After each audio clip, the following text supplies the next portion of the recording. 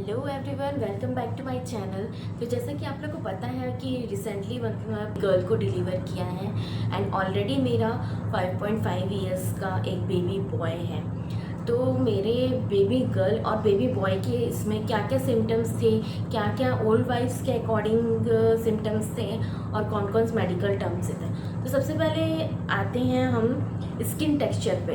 तो skin texture जो मेरी थी वो बेबी बॉय के समय बहुत हेल्दी थी और बहुत शाइनी स्किन थी एंड बेबी गर्ल के समय मुझे बहुत ब्रेकआउट्स हुए एंड मेरा स्किन का टेक्सचर भी थोड़ा ख़राब हो गया था एंड जो ग्लो होता है वो पूरा चला गया था। बेबी बॉय के समय बहुत ग्लोइंग स्किन हो गई थी और बेबी गर्ल के समय स्टार्टिंग में मेरे को बहुत ज़्यादा प्रॉब्लम हुई, स्किन में ब्रेकआउट्स होना, बहुत डल होना एंड उसके बाद भी 9 मंथ तक मुझे बहुत प्रॉब्लम हुई। नेक्स्ट आते हैं वोमिटिंग मुझे बेबी बॉय के समय हार्डली 1-2 बार हुई है, बस उससे ज़्यादा नहीं। पर बेबी गर्ल के समय मुझे हर दिन मतलब ऑलमोस्ट पूरे 9 मंथ जब मैं डिलीवर करने जा रही थी सी सेक्शन के दिन भी मुझे वोमिटिंग हुई। मैं वोमिटिंग करके हॉस्पिटल गई थी।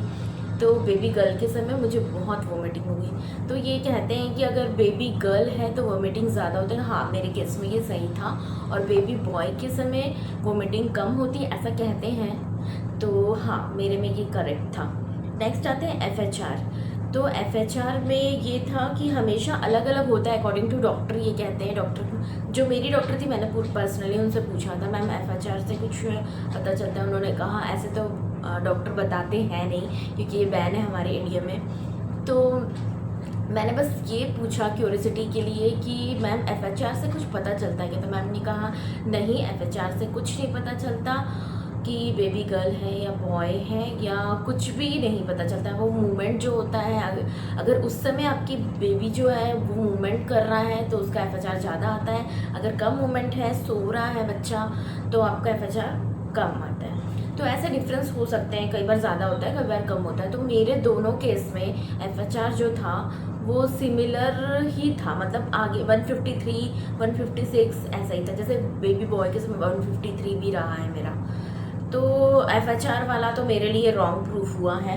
एंड बात करते हैं अब प्लेसेंटा पोजीशन की। तो मेरे baby girl and baby boy दोनों में प्लेसेंटा का पोजीशन तो जो था वो एंटीरियर था एंड बेबी बॉय में पोस्टीरियर होता है। तो मेरे केस में तो ये रॉन्ग साबित हुआ कि पोस्टीरियर एंटीरियर कुछ नहीं होता। मेरे केस में तो नहीं था। आप बताइएगा कि आपके साथ क्या था। नेक्स्ट हम आते हैं मूवमेंट। ओके, मूवमेंट का जो है, हाँ मैंने बहुत अच्छे से एक्सपीरियंस किया है सेकंड में। फर्स्ट में तो इतना आइडिया नहीं था, पर मुझे याद है जैसे बेबी बॉय था तो मुझे कम मूवमेंट फील होती थी एंड पूरे पेट में फील होती थी और उतना मुझे नहीं पता चलता था।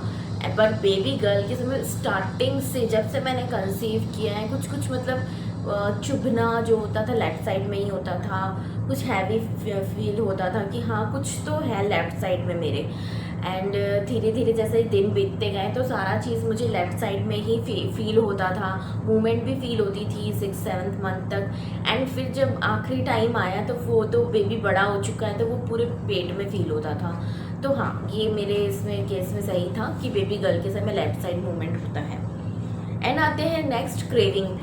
तो कहते हैं अगर खट्टा खाने की इच्छा होती है, कई लोग कहते हैं खट्टा खाने की इच्छा होती है तो बेबी बॉय होता है और मीठा खाने की इच्छा होती है तो बेबी गर्ल होती है, और कुछ लोग इसका उल्टा भी कहते हैं। तो आप मुझे बताइएगा कि आपके साथ आपने क्या एक्सपीरियंस किया है। मैंने एक्सपीरियंस किया है वो मैं आपसे शेयर कर रही हूँ कि जब मेरा बेबी बॉय था तो मुझे बहुत खट्टा खाने का मन करता था।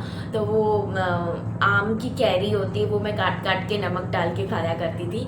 एंड बेबी गर्ल के समय मुझे बहुत स्वीट्स खाने की इच्छा होती है तो मैं अपने हस्बैंड से स्वीट्स मंगाया करती थी।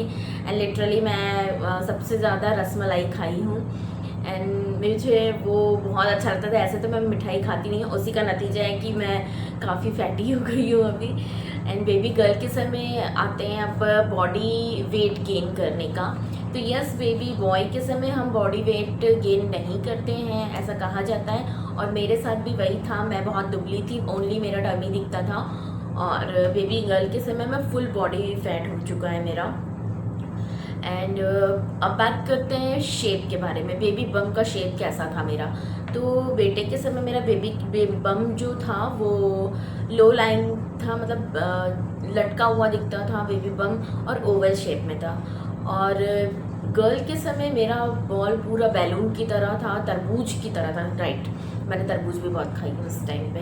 तो बेबी बम जो था बिल्कुल बैलून की तरह फूला हुआ दिखेगा, आपका पूरा बॉडी फूला हुआ दिखेगा। तो इससे भी आप समझ सकते हैं कि आपको बेबी गर्ल है या बेबी बॉय है। और नेक्स्ट आते हैं हम हेयर्स पे। तो हेयर्स जो है मेरे बेबी बॉय के समय, ऐसे कहा भी जाता है कि बेबी बॉय अगर आप कंसीव किए हैं तो आपके बाल जो है मोटे हो जाते हैं, घने हो जाते हैं। तो यस, मेरा भी घना हो गया था बेबी बॉय के समय। एंड इन टर्म ऑफ ये बेबी गर्ल में मेरे बाल ना थिक हुए ना थिन हुए, मतलब नॉर्मल जैसे थे बस वैसे ही थे, ज़्यादा कोई अंतर नहीं हुआ। एंड अब आ जाते हैं अपन स्लीपिंग पोजीशन पे। तो स्लीपिंग पोजीशन मेरा दोनों में राइट था, मुझे राइट साइड में बेबी बॉय के समय भी कंफर्टेबल लगता था, बेबी गर्ल के समय भी कंफर्टेबल लगता था। तो मेरे साथ ही इसमें स्लीपिंग में तो कोई चेंजेस नहीं आया। तो ये थे मेरे कुछ पर्सनल एक्सपीरियंस जो मैंने किया अपने बेबी गर्ल और बेबी बॉय के समय। हो सकता है पर्सन टू पर्सन ये वेरी हो सकता है, क्योंकि आपकी बॉडी अलग है, मेरी बॉडी अलग है। एंड ओल्ड वाइफ्स के अकॉर्डिंग क्या चीज़ें सिमिलर होती हैं ये, और अकॉर्डिंग टू मेडिकल टर्म क्या क्या सिमिलैरिटीज़ होती है, ये मैंने आपको शेयर कर दिया अपना पर्सनल व्यू। मैं यहाँ किसी चीज़ को प्रमोट नहीं कर रही हूँ, गर्ल चाइल्ड और बॉय चाइल्ड के लिए हम कोई भेदभाव नहीं रखते। तो बस ये मेरा पर्सनल इन्फॉर्मेशन था, ताकि थोड़ा सा क्यूरियोसिटी कम हो सके मेरी एक्सपीरियंस से आप लोग को बस। एंड वीडियो अच्छा लगे तो please like share and subscribe and take care, goodbye, have a nice day.